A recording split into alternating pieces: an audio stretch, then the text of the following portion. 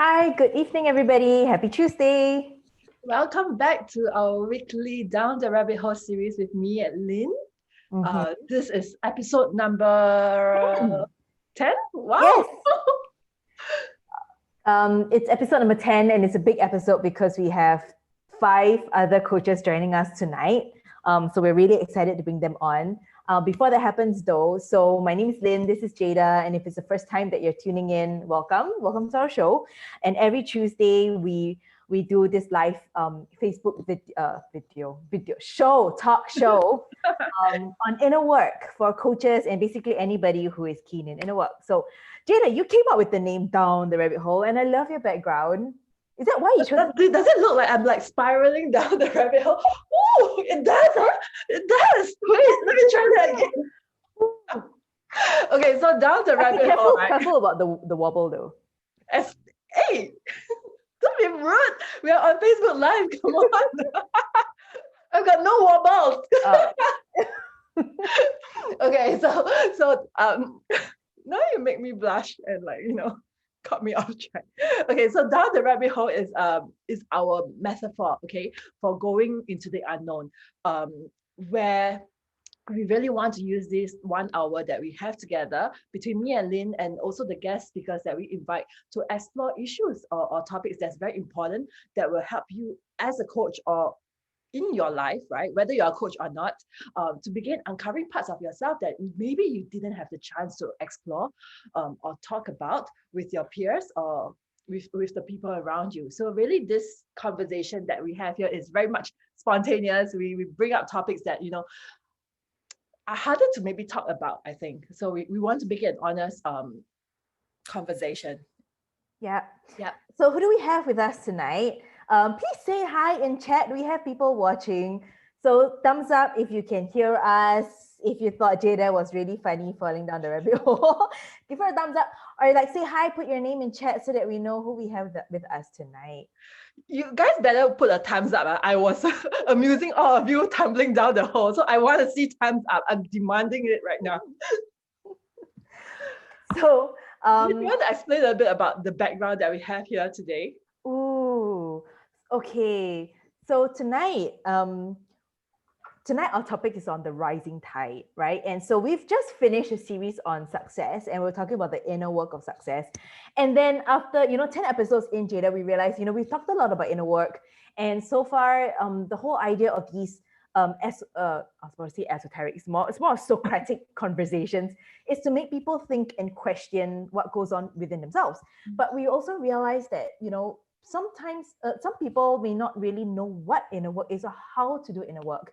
And so the series or the theme coming up for the next few episodes is actually the how, the how of inner work. And we're going to bring on different practitioners who use different ways to show us how they access inner work, right? So today we start off with, of course, what we closest to our heart, which is coaching. And we just had 20 over coaches graduate from the recent intensive, the professional coach development program, and 5 of them we're inviting on tonight, and they all happen to be millennials. I don't know whether we count as millennials. I'm a millennial too, right? We are millennials. Okay, good. All right, so we have 7 millennials. What's I gonna say? So we want to start off with coaching and understanding how coaching has helped us and these coaches also access inner work. And why we call it the rising tide, because millennial coaches are just going to be the new norm. And that really, it makes my heart, I was going to say shine, that doesn't make sense. It makes me happy because when we started out, remember, you could hear crickets. Like there was no other youngish 20 plus person as a coach. And when the rest of our friends found out that we were in coaching, they thought like we were in some kind of a cult, or they really didn't understand what we were up to. But the fact that now you have people who are willing to pay thousands of dollars to get to become a coach, to get a professional certification, I really take my hat off to these individuals. So we will be introducing them in a while. The background is because of it's a suggestion from one of the coaches who's going to come on, and she said, I feel that being a millennial coach is a privilege. And maybe we should ask her to share a little bit about that. Okay. You just make my hair stand when you just say that being a millennial, being a coach is a privilege. Why? I don't know. It's I think really it is a privilege to have coaching as a skill set, right? Because it has empowered me so much. It has changed my life so much. And I'm sure it's the same for you, Lin, right? I really want to hear from all this, from the 5 coaches that we've inviting, and to hear how coaching has impacted for them and how it has shifted their inner work. And most importantly, with that shift internally, right? How has that impacted the lives that they're living right now? So I definitely am agreeing with what I was just said, like coaching is a privilege. Nice. Okay, we have Shaila on. Hi, Shaila. Good evening. Thanks for dialing in from wherever you are. Dulcie gave a thumbs up. Jory gave a wow. Oh, I haven't done this in a long time. Is this I don't know, like a rocker sign, right? Yeah, yes. All right, so who else is here? Please say hi in chat. Let's bring on the rising stars of today. Ready? Okay. Welcome all of them Who in else is here. Ta-dang, ta-dang. Okay, so let's introduce them first very quickly so that all of you know who we have on. And then I'll throw it over to Naina. You can start off with why we chose this whole background and color scheme, okay? So so I will introduce, okay, Naina, I'll leave you for last. Also, I'll introduce Stephanie first. Stephanie, can you wave? Steph, Hi. all right. So Steph is a team experience manager at Buffer, and she reimagines the future of work, wow, by building a remote first employee experience and culture across borders. Now, she also is a professional coach, and she helps individuals get unstuck in order to achieve their personal and professional goals. So that's Steph. Welcome, Steph. Okay, next up we've got Natalie. Natalie, can you say hi? Hi. Okay, so Natalie is currently working in the large customer sales team of Google, specifically serving e-commerce clients. Well, prior to Google, Natalie was also the manager in the CEO office of Style Theory. Wow, that's so amazing. Okay, because I love Style Theory, and they are the Southeast Asia's biggest fashion subscription platform. On top of that, Natalie is also a big advocate of living more intentionally, and she at a very young age has founded her own personal development community called Never Drift in 2017. So now her mission is to empower people to put more intention into how they lead their lives. I love that, Natalie. Welcome. All right, next we have the rose among the thorns, Brian. Hello, thanks for having me. So Brian has helped over 1,000 people from entry level to C-suite in their unique pursuit of self-discovery and personal mastery. And his expertise includes training, consultancy, leadership development, stand-up training, facilitation, career coaching, and team building. So welcome, Brian. Thanks for joining us. All of you are so talented. I've got the next talent here with us, Wei Yi. Wei Yi, can you say hi? Hi, guys. So Wei Yi is the regional CRM associate manager at Zalora. You guys are all so cool, okay, Zalora. And Wei is really passionate about crafting an amazing customer experience through a mixture of data-driven decisions, effective content strategy, and innovative marketing technology. She leads a revenue-generating portfolio that spans across 6 countries, which allows her the privilege of interacting with people from diverse backgrounds, which I'm sure has really helped you in your coaching as well. Okay, so lastly, we have Naila.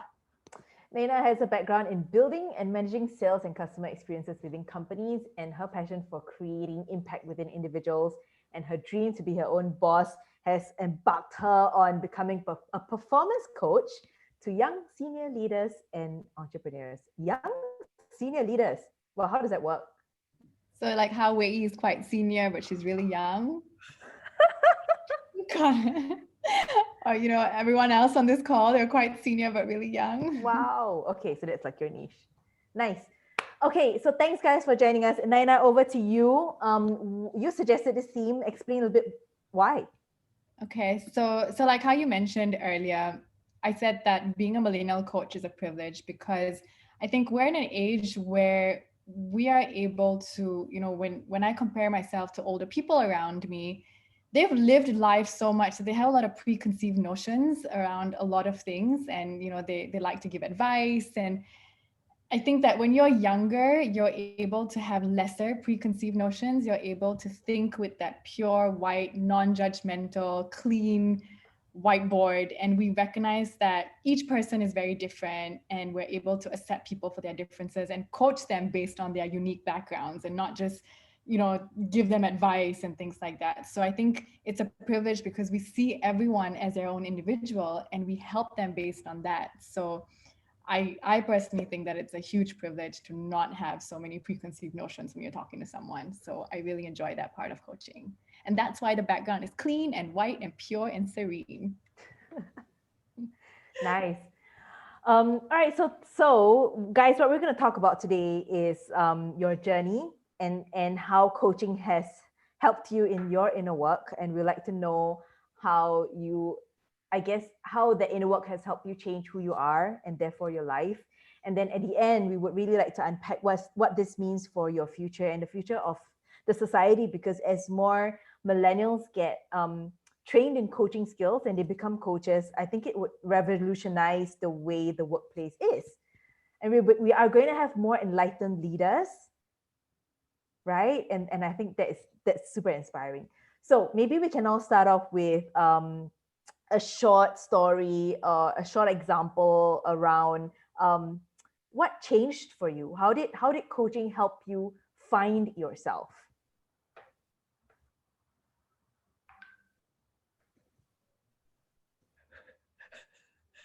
We're waiting for the Are you awkward? So who should go first? Brian, you're the rose. You want to go first? No, I should let the rest go first, right? There's a phrase that goes ladies first, right? Okay, since I'm the rose today, right? I just want to say I'm very thankful for the team before I start, because I was just browsing Facebook and I was seeing Lin running non-stop and her in a princess outfit. I'm just very thankful today is just white and pure. So, okay, so about my story, right? I suppose, okay, so I think Lin introduced me. I'm in training and consultancy, and that's interesting for a young fella like myself. We're all millennials over here. So typically when you think of consulting, you're thinking of a more senior guy, you're thinking of someone who's been there, done that, and telling someone what's the best way to go about something. But interestingly enough, I just stumbled into it, and I was forced at that period of time to put on the hat whereby I had to know it all. And I guess the contention here was the thing about age. In the business that I do, especially when it comes to training, when you're dealing with senior folks, a very common question you get is, hey, how old are you and do you know what you're talking about, right? Consciously or unconsciously, they size you up. And you feel that with that number of eyes staring at you from the floor. So for myself, I struggled a lot for a period of time with this statement, hey, how old is Brian? He's so young. And because he looks young. So I took it to heart for a period of time. I took it to heart because it sort of put me, ask myself this question, does it discredit me for the work that I do? Does it make me lesser, or am I just not good enough? So it all boils down to that. And what that did for me was it really made me question my own game when I was up there speaking or delivering what I had to do. I would tend to be very critical after every meeting, after every delivery, and that put me in a not so good space. But when coaching happened for me, informally, and until I started to make this journey professional, it really put me into perspective whereby I don't need to be so focused about how others perceive me. And in fact, I don't need to be the expert at everything. All I need to do was to concentrate on myself, believe that what I had to deliver was my own, and be confident in that. And I believe others would feel the same. And fortunately enough, I received positive feedback around that. And to link it all together, I suppose that's what coaching is, right? You don't have to be an expert. You're not telling people what to do. So I get to see the two different sides, where you wear the consultancy and trainer's hat, but also where you need to stop and listen. And just like what Nana said, everyone comes from a unique story, irregardless of age, culture, race, whatever. And that's what it has done for me. Yeah. Nice. Just wondering, for the rest of the coaches, for the rest of you, do you all face the same situation as Brian? Like, having age as an issue when you are out there working or coaching someone? chime in. So it definitely was one of my main barriers. So even though I already knew that coaching was something that I wanted to pursue, age was actually one of the main obstacles that held me back. Similar to Brian, I felt that, oh, if I'm not old enough, will people feel like I'm less, not as good enough, like I don't have the experiences or all that.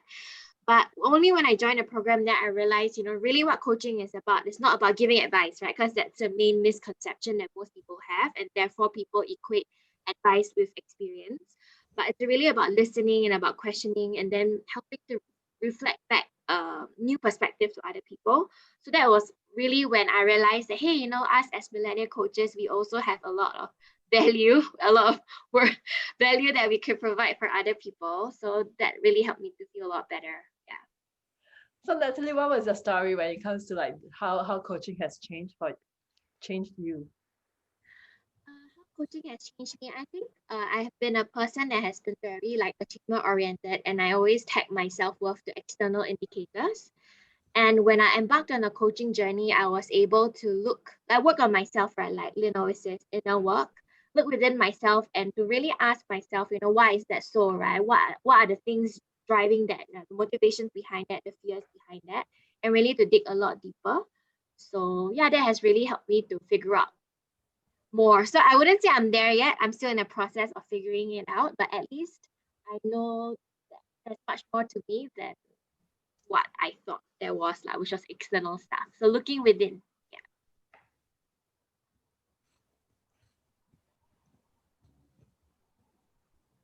Hey guys, we're live. You have to like jump in, this is not like Supervision session. yes, not supervision session. Just unmute yourselves and just like you have to be unmute perpetually. And plus, somehow you guys are millennials. Come on, show the world your energy, man. Okay, I'm happy to hop in. I feel like, interestingly, I haven't really experienced age as a barrier for coaching, but I know that when I first started teaching in my previous life, that was a huge thing where they're like, you're barely 10 years older than me. How can you tell me how to live my life kind of thing? So that's been my personal experience. But I also do work in tech. So in some sense, I'm a bit older in the tech scene, which is probably why it's slightly different.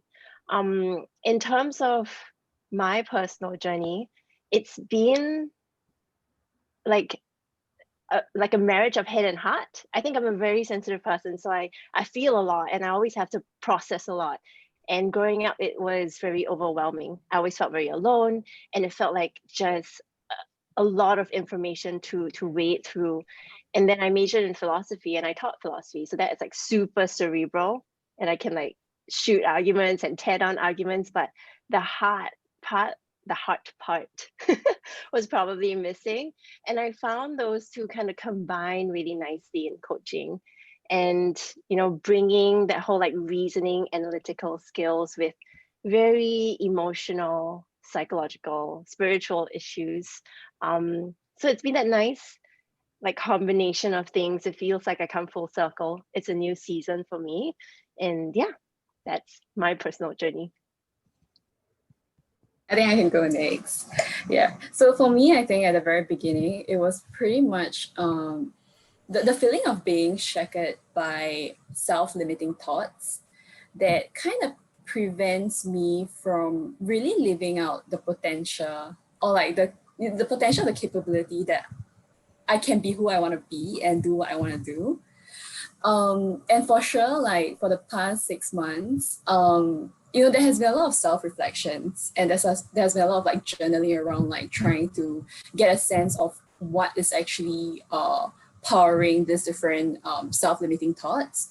And definitely like in this process, the coaching drills definitely with my peers do help a little bit in how I can better manage this negative criticisms that are in my head.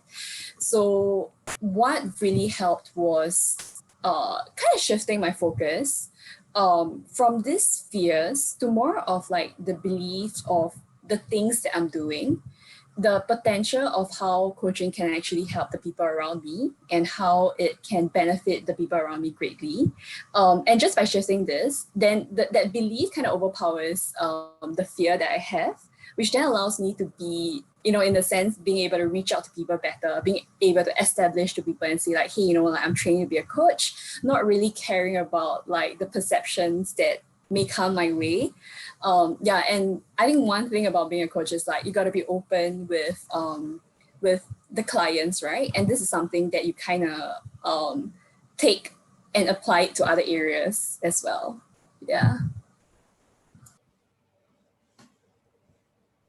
I'm actually feeling a little bit emotional and I don't know why. It's really weird because as I listen to what you shared, right, I'm like, wow, I'm like listening back to like how I was when I was 24. Yeah, I totally, the confidence thing totally resonated. Yeah. And I don't know about you guys, but you know, I think that I'm sorry, I'm just recalling the moment where I really got that realization that you get sometimes out of coaching. And it's such a simple but such a profound insight. And that just convinced me to want to be a coach. You know, that I mean, I would convince isn't even the right word, but I just somehow felt that there was a part of me that was found. And this is just one coaching conversation, right? How can I turn down all the other coaching conversations that could just unravel who I am? And so we always talked about the iceberg model in the training, where we spend so much of our lives just running around on the surface, knowing that there's more, but not being able to find it because we're always standing at the edge of the iceberg going like, oh, what's out there, right? But it never occurs to us to go and look within. And that was suddenly like out of coaching, there's this tear in the ground and you go, oh my gosh, it's so deep, it's so awesome. And of course, it's very scary. So I don't know, do you guys feel that way too? That was my experience. And I just shared something. I was trying to find the freaking quote, but I can't pull it out. But so I posted today something on Instagram, which was inspired by our conversation on Friday as we talked through this. And that was around how, you know, we can only start being who we are when we start changing who we're not. And I don't know whether it's the same for you guys, but that was the coaching journey for me. And then it's like a drug. How can I stop? So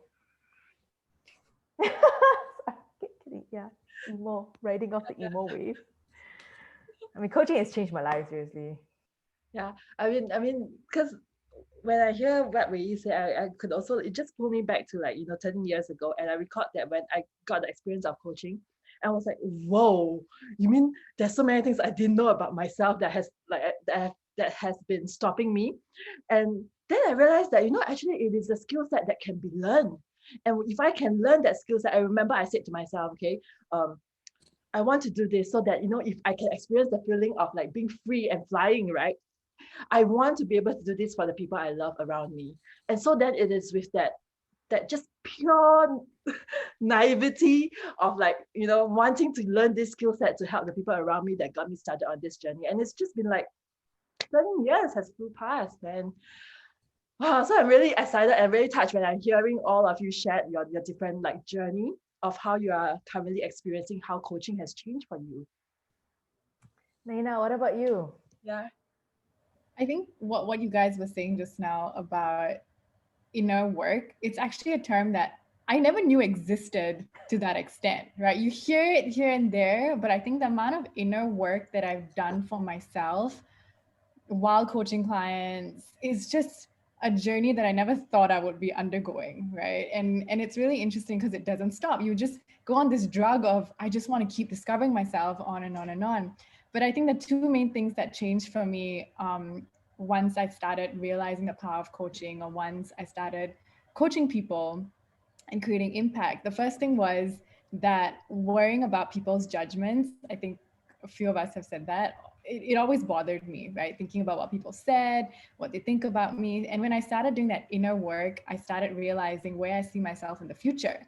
And you guys use this term a lot, your ideal self, right? It just stuck to me. Where do I see myself? Where do I see myself? Where do I see myself? And that's when I realized that I had to let go about all these other things that people think about me, and I just had to do things for myself and push myself towards that ideal self that I see myself in, right? So that was one of the first things that changed for me. And the second thing was, I used to be the kind of person who is just black and white and there's nothing in the middle. And I've become so much more comfortable in exploring the gray area in between, because that's what coaching does. It allows you to explore the possibilities, right? It allows you to be open to where things could potentially go in a conversation or in someone's life, and the different ways that it could reach there and things like that. So I think just being comfortable in like uncertainty and being comfortable in a gray area, those are things that, like, for me, it was a huge shift for me, because I was always super duper black and white. And now I'm just so uncomfortable with sitting in the middle and just seeing where it goes and exploring the possibilities. So I think those are two really big shifts that happened in my life when I took on coaching. Yeah. I thought the thing about inner work, I really like that a lot. But I have a point to add, which is it has to be deliberate as well, right? To look within, because I connect when Steph said this earlier. You know, the head thing and the heart thing, and that's what coaching does. I think since all of us are so young, right, we are pretty familiar with the Singapore education system. Am I right? So we're not too far off. And if I recall, and just connecting with some younger people as well, I think our school system trains us to think a lot and think very well. And we're all trained to problem solve and get out there. And in work, many of us firefight. You know, you're basically paid to problem solve. So that trains us a lot cognitively as Singaporeans, or being educated in Singapore.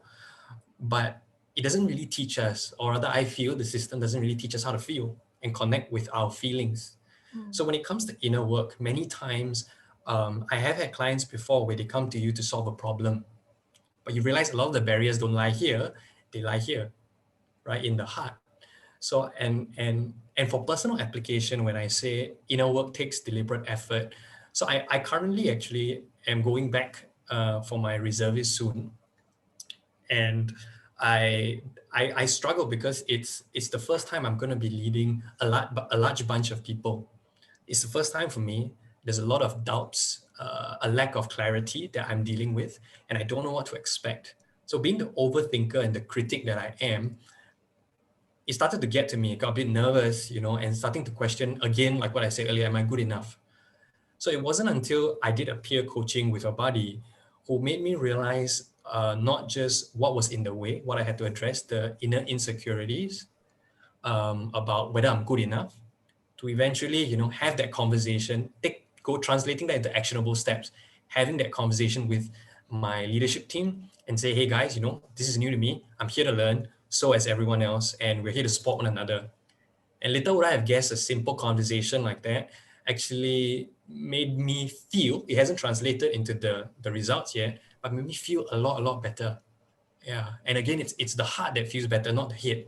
Nothing has changed about what I'm going in to expect or do, but I just feel more confident, like what Wei said. I feel more assured. I feel safer to jump into this. Yeah.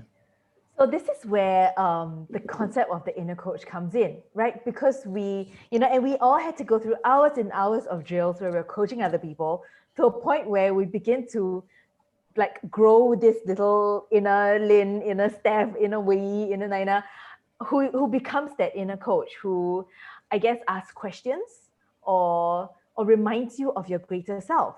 So do you guys, have you guys experienced that? And maybe can you know, share a moment where that inner coach came out for you? For me, it happens on a daily basis now. Like, I can't escape her, right? Like yesterday, I was posting on Insta stories about like some updates. I was talking about this Facebook Live, and we wrapped up the first season of our podcast, and I was like, should I share this other project I'm working on, which is another podcast? And I was like, why not? Right? The whole why not, like the challenging of your own self-limiting beliefs and the reasons and the excuses you give yourself. That's, I think, the inner coach at work. And now that we're so used to thinking in a new way, and it's like the scales have fallen from your eyes, you can't unsee it. And yeah, I can't tell inner coach Steph to keep quiet now. It's just like, I just wanna be comfortable. Leave me alone. What about the rest? How's your experience with your inner coach?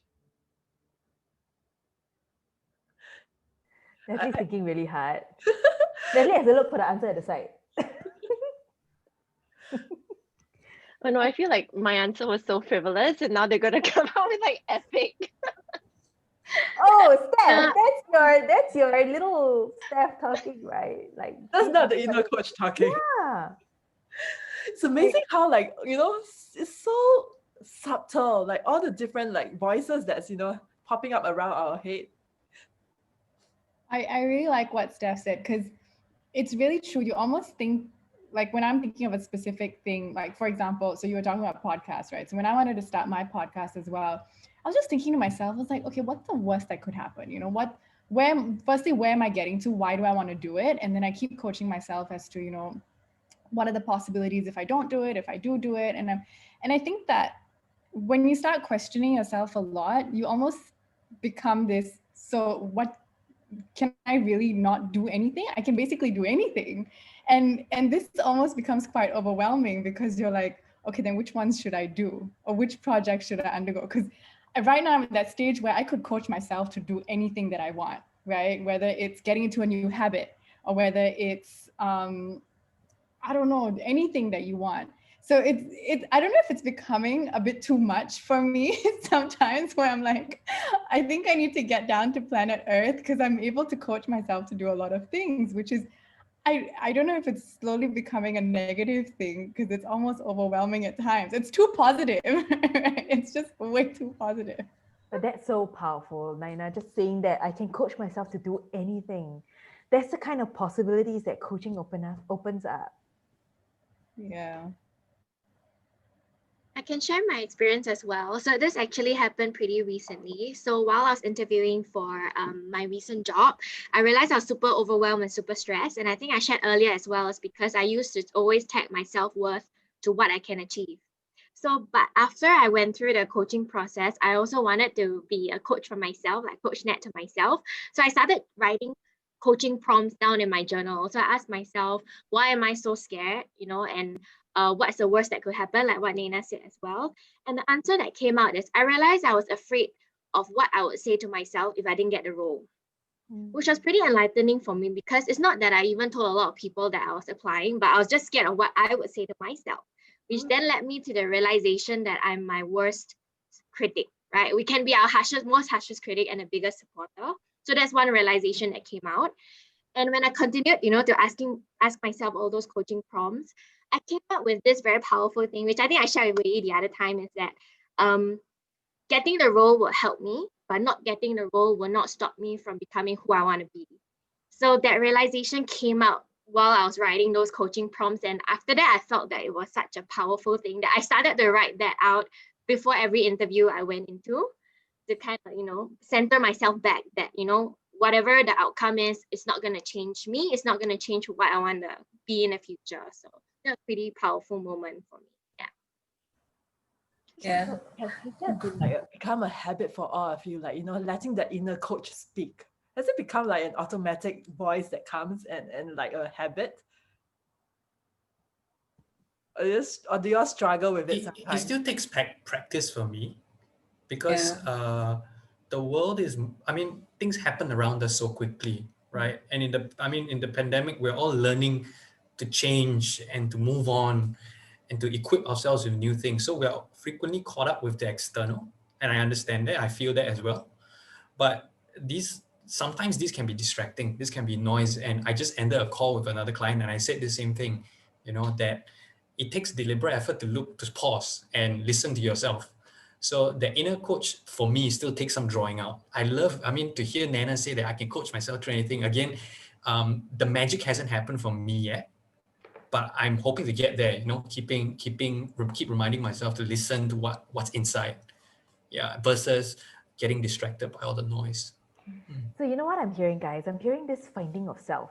The finding of self, like Nat, when you were digging and you asked yourself those questions, you found a little bit more of yourself, right? And it's not tagged to external circumstances. I mean, what you guys are sharing is that self that is found.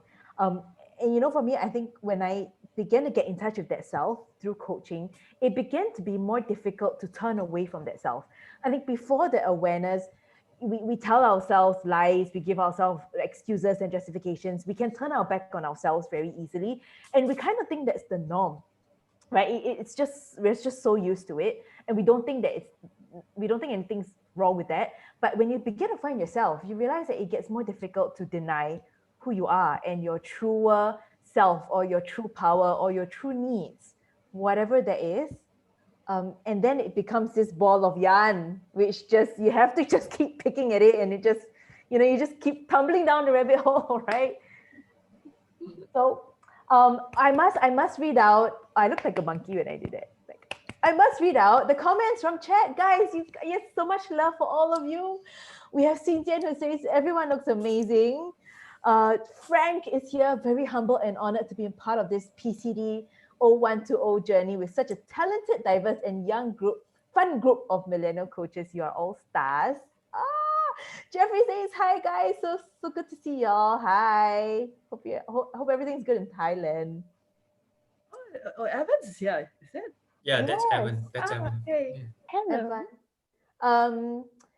We have Karina. Hi all, looking good. Winifred's on. Hi Winifred, thanks for joining us. And I know some of you have comments. We'll come to that. There's a question for you guys actually.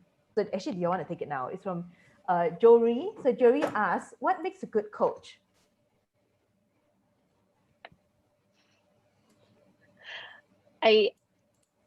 I'm a new coach, but having been coached and coached and coached, and I mean like learning the process and all of that, I think a good coach is one who doesn't let their ego drown crowd your space. Like a good coach can create that space for you to really examine what's going on in your head and your heart, no judgment, just pure partnership in like surfacing really what's going on and how do you feel about that, and is that what you want for yourself?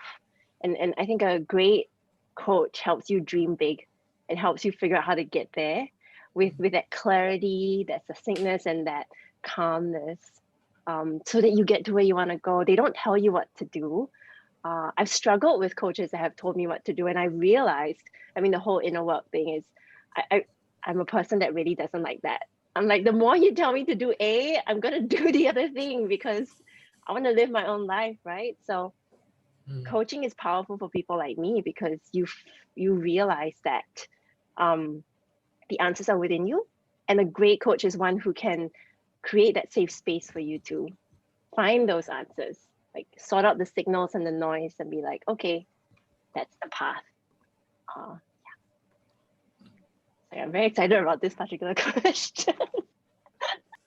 Keep it going. What are the perspectives? Yeah, if I may add on, so for me, it's not shying away from hard and difficult conversations, especially when it comes to like coaching context.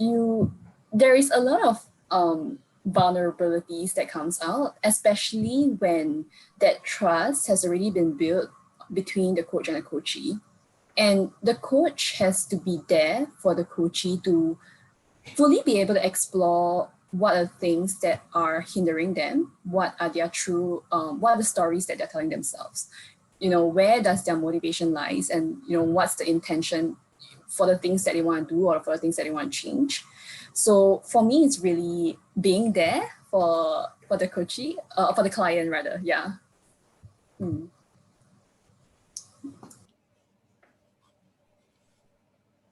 For me, I feel that a good coach will leave you feeling lighter after the session, especially, when you came in feeling very heavy-hearted. A good coach will help you to feel energized and inspired that, you could make a change in your life, right? And that you came away from the session feeling like, oh, I can do this, I got renewed energy. So that's for me.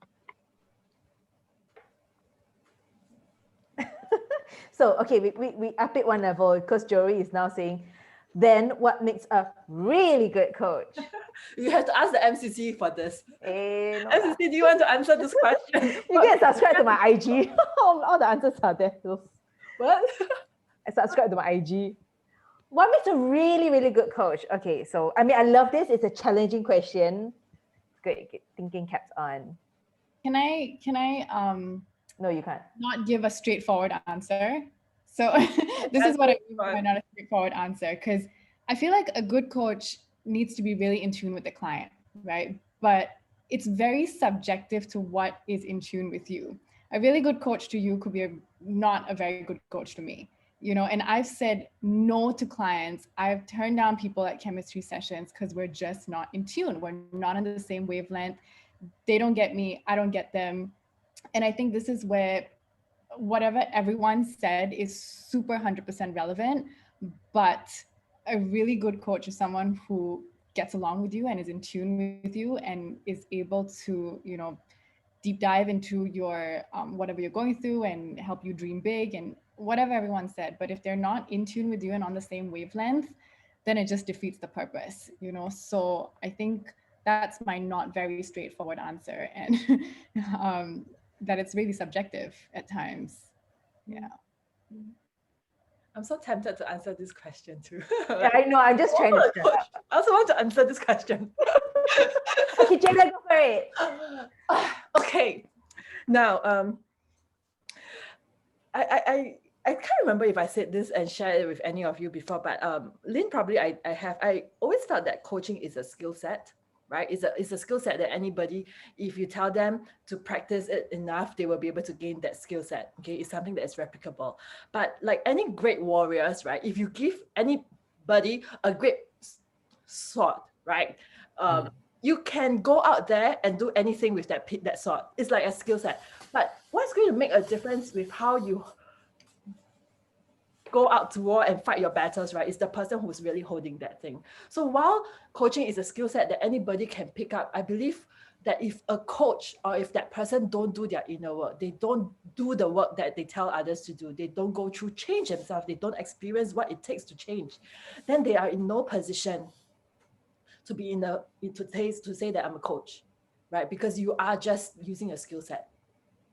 So fundamentally, that person, who you are as a person, has to change, has to shift. Only then can you really be saying that, hey, I know what it takes to go through that. I'm here with you and I'm willing to walk the journey with you. Yeah. So which is why I felt inner work is really so important, because a lot of coaches out there, a lot of people out there, they learn the skill set. They say, let me take a course and gain that skill set. But that doesn't really make you a coach, because it's just application, right? But who you are don't change. Yeah. So now I want to hear the NCC tell me. Hey. I don't talk about such things live, you know, it's free. You know, you have to pay. Wow. Okay. Yeah, this show is supposed to be about them. Actually, so my response to that is a really good coach is able to morph into what the client needs. And in order to spot what the client needs, you have to be absolutely empty and not attached to your ego and who you are. So for example, there are some clients who really need whacking, or they need very, very precise, very sharp pins to poke, and then you can go in. And you must be able to quickly spot that this client needs that and to be able to do it, right? If I am attached to who I am and I go, oh, but Lin has to be nice, Lin has to be, you know, professional, I can't, whatever, then I won't be able to help the client the way that he needs help, because I have a bias to the approach. Likewise, there are some clients who you know, you have to be absolutely gentle. You have to use a lot of compassion, even though whatever they're saying pisses you off, it doesn't make sense. You feel like slapping the person to go, can you wake the F up? But you have to just hold yourself back and use a lot of compassion, because maybe this person really went through a lot. And you have to find those parts of yourself where you can access those things. And this is where the inner work part comes in, because if you never got through those yourself, you won't be able to access those parts of yourself. So my response to you, Jory, is a really good coach is able to morph. And not in a form of I pretend to be somebody, but that I am so empty and so clear as to what you need that I can deliver what you need. Can I just add to that? This is so funny because, like, from a super amateur standpoint, I would choose my clients, but Lin's like, I can take on anyone, because I'm at that level. So when you're at that level, you can take on anyone. But I feel like I'm so junior at this where I only take on people that I'm comfortable with. So I guess as more inner work you do, and as you get older as a coach and more mature, is when you can take on more people and realize that I can morph into, multiple things. Yes, because you know what happens in a session, especially when you have a long drawn engagement, right? You see this person over 6 months and they go through all sorts of ups and downs. You literally see different personalities come up. And you can't go, okay, I have great synergy with Natalie, so I'm going to work with her. And then suddenly Natalie's ugly head kind of rears and you go like, oh my God, I can't deal with this. And then you get afraid, you get frightened, or you drop the, the thing is clients change too. They have different sides of them come up, and you must be so big that you can encompass the 1,001 heads that this client has. Yeah, parts, heads, whatever. Totally agree. So that I mean, sometimes I get nervous too. So thanks for that really good question, Jory. We have another question. This is tough to me, so I'll leave it to you guys. Nikki asks, how has coaching evolved, and how would it be different with the millennial coaches, with the new technology, new target audiences, etc.? That's a very not simple question, Nikki. I mean, technology has really changed. I mean, like with regards to how coaching is being applied. How are y'all using technology with coaching? Well, I think Zoom is a straightforward way. You're not able to like coach someone anywhere in the world, right? Whereas in the past, if you're just using the phone, you lose a lot of cues, or you're kind of restricted to clients in your area. But I know like my company also has this app called Modern Health, and they offer coaching through that. So and the coaches are ICF certified and all of that as well. So it's really, I think the fundamental difference in my mind is accessibility. Like now you can really find a coach that resonates with you or that you want to journey with. Whereas in the past, it might have been maybe more challenging, might have been word of mouth. Yeah, I think so. Yeah. I want to be cheeky. I want to evolve that question. So, and it's a bit provocative. But I'll share my perspective first, which I shared with Jada before. Even as a millennial, I'm an old millennial. We are all millennials. And we are at the age where we're stuck between IG and Facebook, right? So none of our friends are on Facebook. And then none of our friends are on IG. So we're screwed basically. But we look at you guys and we go, oh my God, you guys are just killing social media. Like I know that you all face your own barriers to putting yourself out there. But compared to people our age, and we're already considered young, okay? So compared to people who are older than us, I won't mention ages lah, but okay, the hair gets a little bit more, like you have to dye it more often. They really struggle with technology, right? So already your age, you have a foot forward because you don't have the same barrier that these people have with technology. So my question is, how do you think millennial coaches are going to change the industry, change the profession? Because the rate that you guys are going, I'm gonna say you guys are really gonna trash a lot of people's asses. I said that. It's true. It is true. It is true. Yeah. I'm scared. I'm an old millennial and I'm scared. Behind you, like, they're catching up real soon. Are you scared? Are you worried? I am.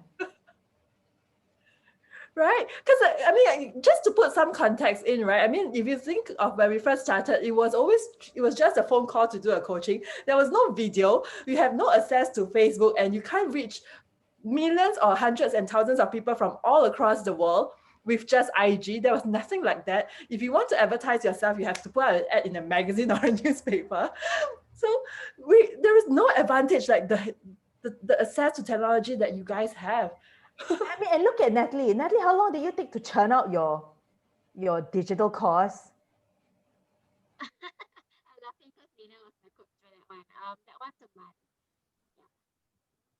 Can't hear month. you. 1 month, sorry. Yeah. 1 month to create a freaking product, okay? Their coaches will sit on their ass and they go like, oh, what should I do? I don't know. Oh, technology. How do I adjust the camera? This lighting thing. You know, and then here you have somebody who just coughed out a freaking course in 1 month. Yeah, I have a good coach, Nina. Nina encouraged me as my coach. You got Nyla and Steph doing podcasts and reaching hundreds and thousands of people with like just an audio recording. And here you are, Jada, Maybe Stephanie reached thousands. I can reach thousands. soon. I'm almost at 700, but that's not, There you we're go. not there yet. Still, guys, you guys are only 6 months into your journey and you. Yeah, Jada was like, oh, I need to be a better coach that I can put myself out there. And I'm like, girl, look at what these millennials are doing. They're like just podcasting themselves like crazy. Honest to God, this is a conversation me and Lin have almost every other day. We're like, hey, come on, we have to move our assets and put ourselves out there more. But can I say something to that? I think this era that we're in is just so much more competitive. And because of social media, it's even more competitive. And it's just like this vicious cycle. People see other people and then they keep doing it. And it's like, you know, you have to keep doing something different and something different, something different. And it's just, I think your messaging needs to be so clear now because information is so readily available. If someone wants to hire me as a coach, they're going to look at me across all platforms, you know, but there's just so many coaches out there, so much information out there. It can get very confusing. And I think what I'm hoping that this generation of coaches, like we over here, can change or alter or fix is educating people more about what coaching is. I still think it's so misunderstood. It's so it's still seen as consulting, it's still seen as mentoring, and I'm hoping that that's where it can evolve, just by educating people, because we have all these platforms. But it's not easy, yeah. It's just, it's a lot of work. There's just so many people out there who are still selling themselves as coaches, who are not actually coaches. So you have to keep educating and educating and educating. So I think, but I do think that this generation would change it. Like we over here, we can be the change maker. Yeah. 100%. Yeah. So nice. The way I see it, we can leverage social media to educate folks about what coaching is. So we bring the community as a whole up and kind of like increase the readiness for coaching so that the moment they hop into a coaching engagement, it's like hit the ground running, Exactly. you know, like rubber hits the road. And that was like the exact goal I had with the coaching Instagram account that I started. And then what's interesting about the world we live in now is I think authenticity speaks volumes, you know, and everyone's claiming to be an expert. So it's kind of hard to figure out, like what Nana said, like which one is really worth following or absorbing or, you know, spending your energy on. But I feel that for me, I gravitate towards people on social media that have an authentic story, that show up fully. And I think that's where our analysis paralysis can really keep us back.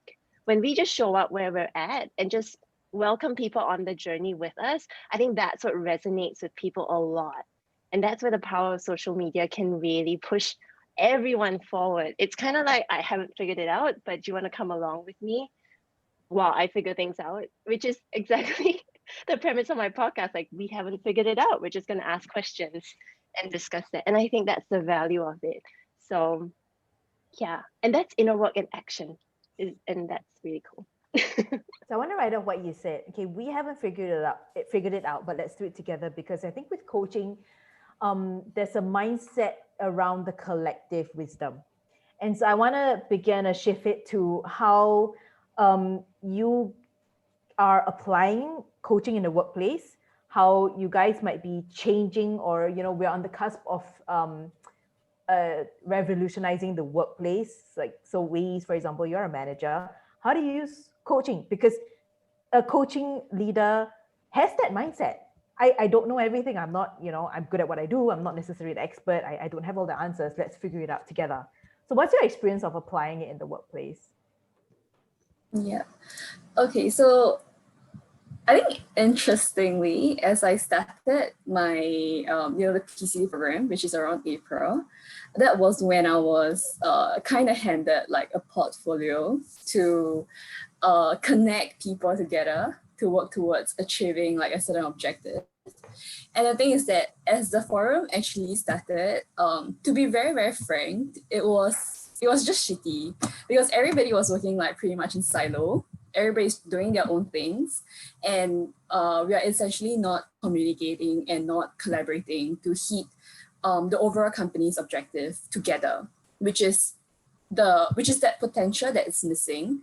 And as I took over the forum, what actually happened was that I started using a little bit of what to borrow the concept of like holding space in the workplace context is really creating that space whereby people are free to brainstorm ideas. They are free to share how they can contribute towards the objective in a way whereby their ideas won't be there's someone listening to them, listening to how they can contribute to the objective, and just treating them as experts of their own channels, rather than someone like coming in and telling them like, okay, to achieve this objective, you need to do A, then do B, and then do C.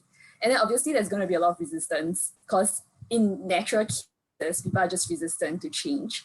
So opening up that space where people can facilitate the idea and hence like pulling in together and say that, okay, so you're doing this thing, this guy is doing that thing.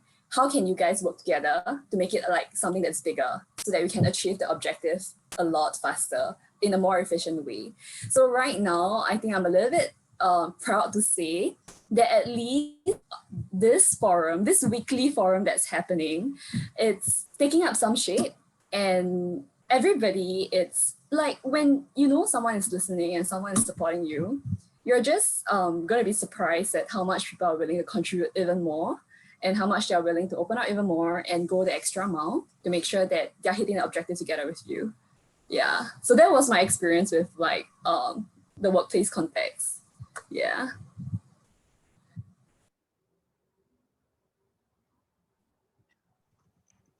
I like that because, as part of this program, we didn't pass just like that, right? We had to do an assignment.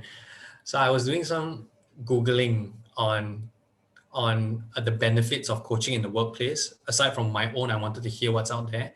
So like what Wei said, I think bottom line, it increases engagement, employee engagement, because coaching is the essence of the person coming to a decision on their own.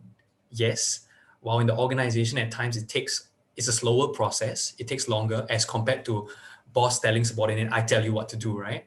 But when the answer comes from the individual, when they get to pitch in, contribute, it's leaving no stone unturned, and it comes from them. So there's commitment, there's accountability to what they just said, and at the end of the day, it buys in. They buy into the decision, the idea, and maybe like what in Wei's project, they buy into even if we disagree, right? At least I had my voice heard, and coaching allows the space for that, be it on a one-on-one or even as a group, as a team. So I find that coaching definitely ups the employee engagement scale. And I work a lot of HR personnel, right? So they come at the end of the year and say, hey, my employee engagement not so good, how? Then we just tell them coaching. Coaching is the way to go.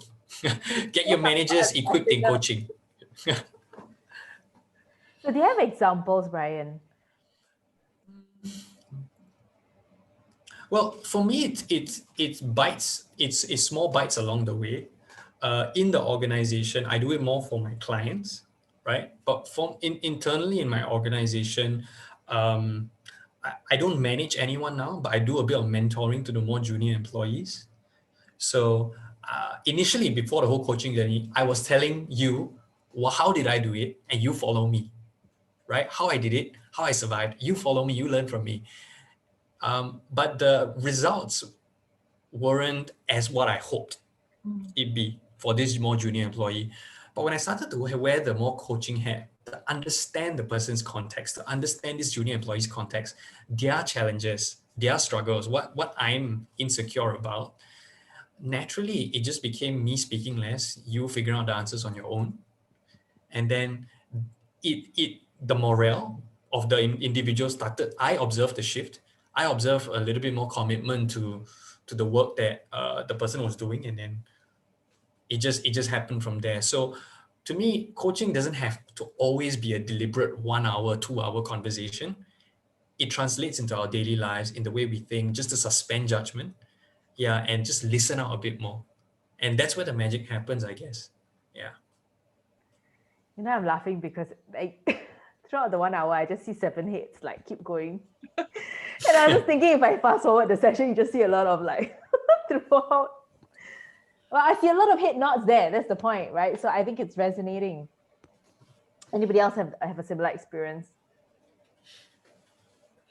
Yeah, so I piloted an internal coaching program at work. So that was an obvious way that coaching would have benefited the team. Now we offer it through third-party coaching. So that's a chapter. But one of my latest projects is a leadership and management development plan. And I'm doing a lot of research calls, and I'm talking to people all across the company. And I'm noticing that my coach training has just changed the way I ask questions and changed the way I do research to find out what their experiences are, so that we, in HR, can really design a solution that is tailored for them. Whereas in the past, if it's just model questions for research, you don't really get that depth. But that coaching mindset, the coaching techniques I can see it benefiting anyone in the organization who needs to listen, which is everyone. So yeah. Just putting it out there, right? I actually want to recommend 2 books for people who want to instill the coaching habits in the workplace. One is called $1 Trillion Coach, and one is called The Coaching Habit. So The Coaching Habit shares, I think, around 6 prompts, questions that you can ask your direct reports or your peers to get the coaching conversation going. And $1 Trillion Coach is how they instill a coaching culture within companies. And this guy, Bill Campbell, actually helped to advise the leaders of the top tech companies today, but when they were startups. So your Apple, your Google, Facebook, etc. So I thought these 2 could be good starting points for people. Yeah. That's cool. Thank you, Nat.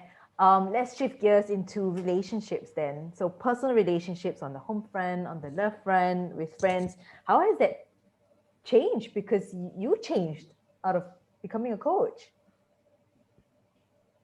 You shouldn't interview. You shouldn't ask us, right? You should be asking our loved ones.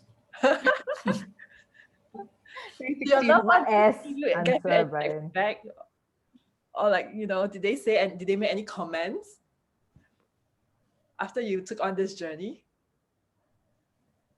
Positive or negative? Feel free to share. We don't mind hearing negative ones too.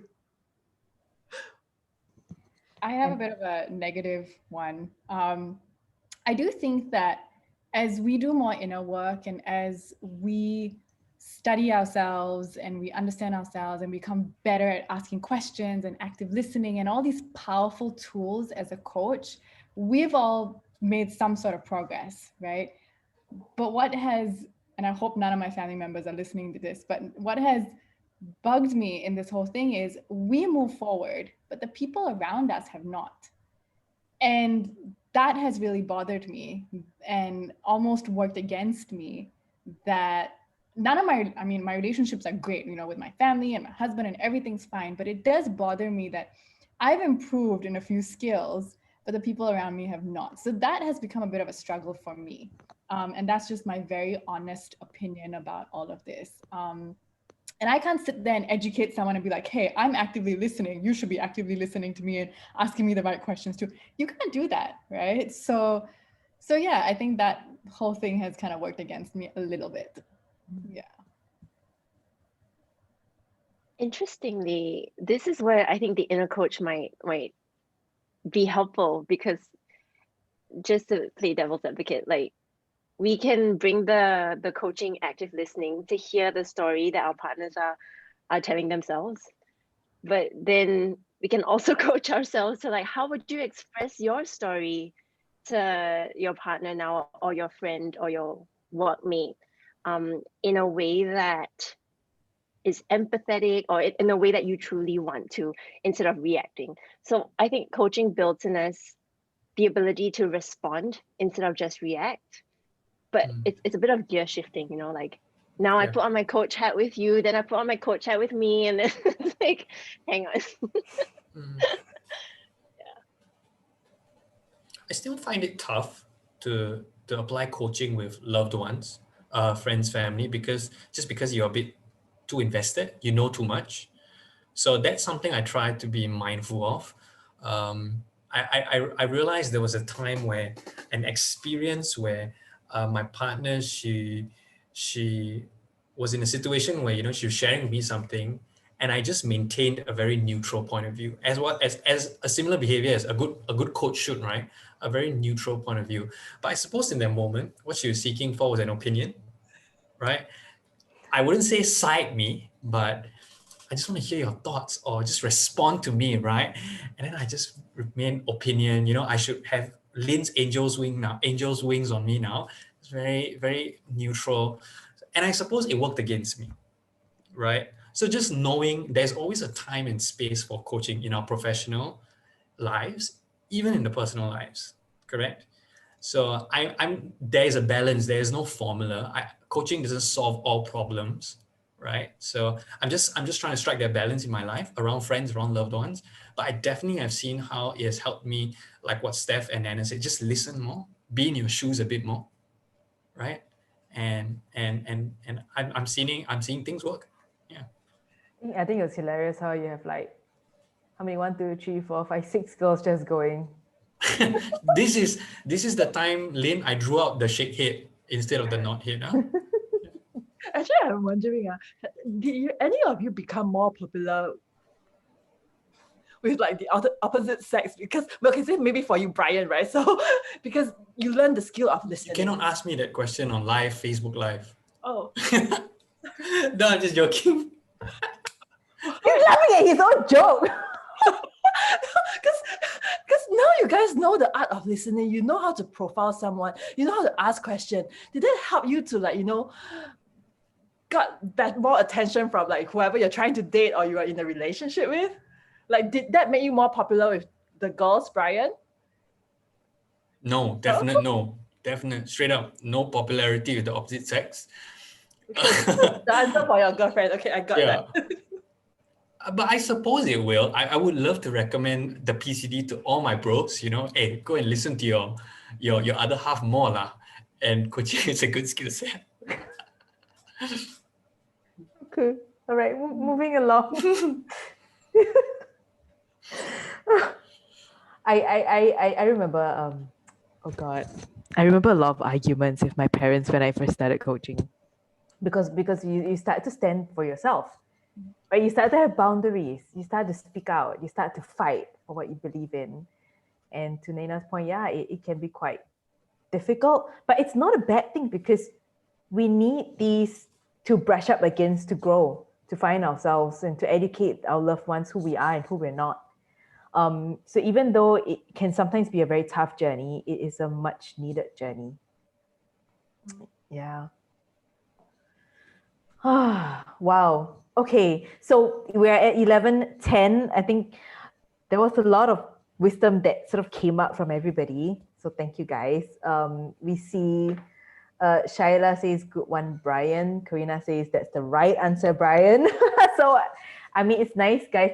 If you have any other questions, those of you who are listening in, just pop it in chat. Yeah. Otherwise, what would be a sort of a takeaway wisdom piece that you want to leave everybody?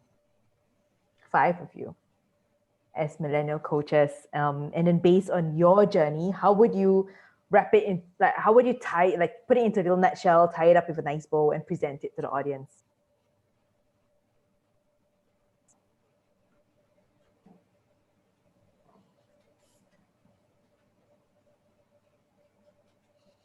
I will give it a go. I think we are all evolving and continually evolving through the different years in our lives. And I think 2 things that will center me, and I hope everyone else as well, is clarity and action. If you are not clear about who you want to be, or you know what's your idea of success or where you want to get to, you can't really formulate the right kind of action to get there. So constantly reflect so that you achieve the greater clarity for yourself, and then you can take the right measured steps towards that.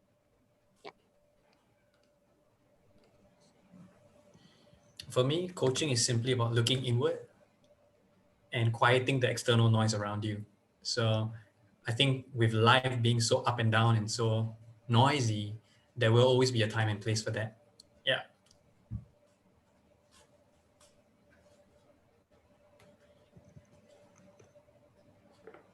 I was gonna say something super cliche, but why not, right? Let me coach myself through this. I think for inner work, it's never too late to start and it's never too early to start. It's something that all of us can just start where we are.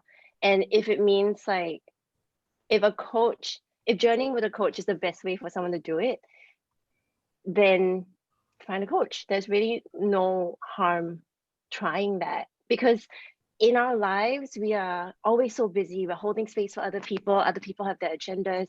No matter how much they love us, they still have a voice in the conversation.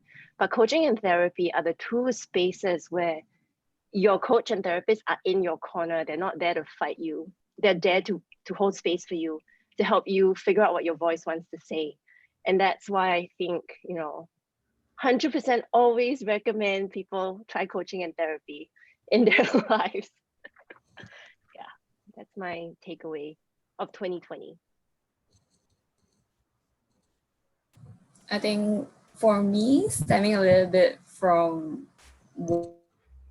of this whole entire coaching journey is then really breaking the shackles of that self-limiting thoughts that's preventing you from living the potential of your life.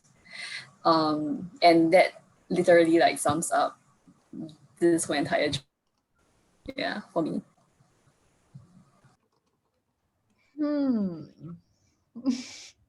I'm thinking, I think this whole journey has made me realize the importance of two things. And I also think these are two things that, I mean, I say a lot of us, but I don't have numbers and I don't have data on it, but I do feel like it's missing in people is empathy and being non-judgmental.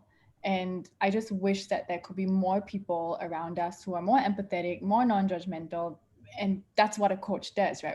Where we hold that space for people. But if everyone else out there can do that for their friends and their colleagues and their bosses and their employees, and it will just create a much, I don't know, a much nicer world, I feel. And these are the two things that I feel it could be a skill that, these are two soft skills that I hope that people could attain. Yeah, that's all I have to say. Why, Jada? Are you gonna cry?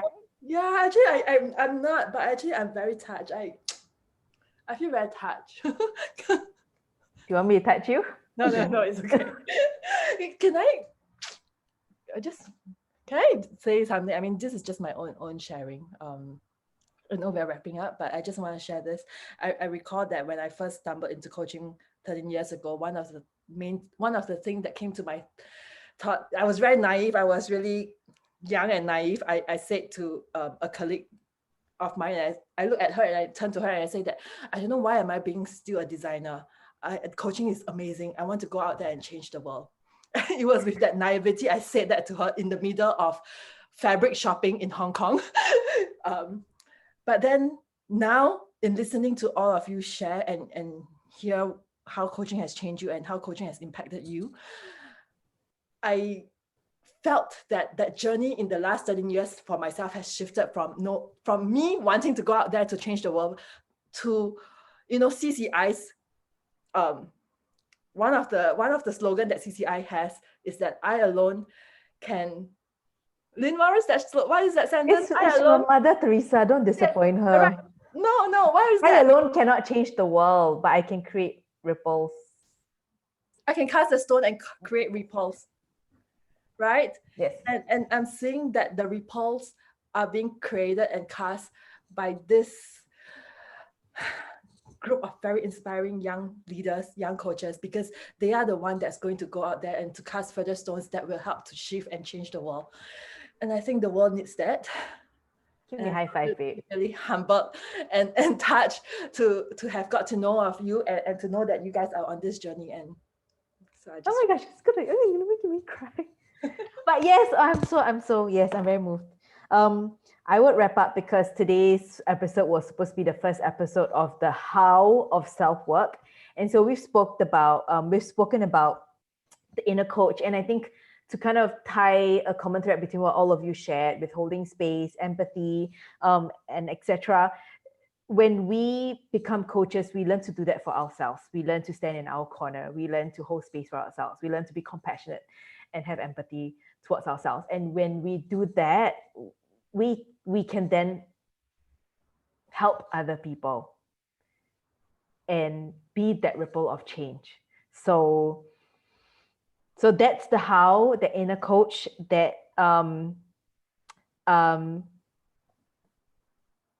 yeah, what's I gonna say? I guess ask the right questions that we need to answer. So with that, I wanna just invite all of you to put your social media handles in the chat. So guys, a lot of them, all of them actually are on social media, and you should follow them because they have podcasts, they have courses, they have super wise quotes, and yeah, there's definitely more to learn from them beyond tonight. So guys, you can pop your social media handles in the Facebook chat, and you can continue the conversation with us on IG. We tend to be a bit more active on IG. Okay, so any last words before we close up from the five of you? No? Thank you for believing in us. Thanks for having us here today. It was super fun. Thank you. Really enjoyed myself. Thanks for the easy team. All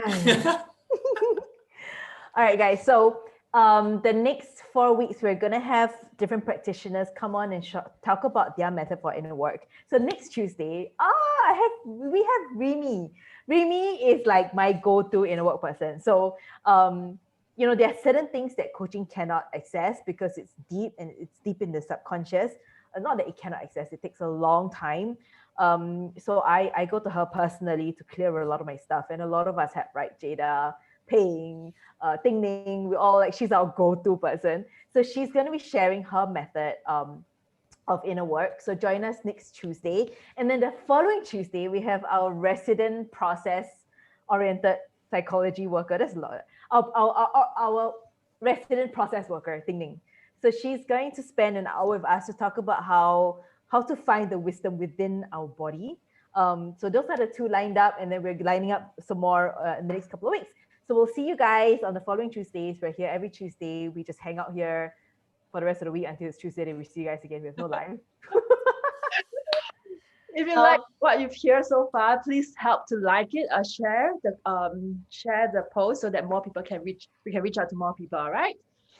And thanks all of you for following us live tonight. Thank you. You guys were so active in chat and there was so much good vibes. Thank you so much. Good night, everybody. Bye.